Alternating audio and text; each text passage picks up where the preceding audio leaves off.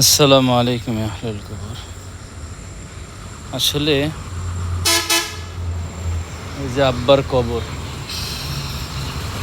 কত যত্ন করিয়া বড় করছে, এখন এই জঙ্গলের কারণে আবার রাত্র, সেজন্য কবরের কাছেও যাই না। এটা হলো পিতামাতা, যারা অনেক কষ্ট করিয়া সন্তান লালন পালন করার পরেও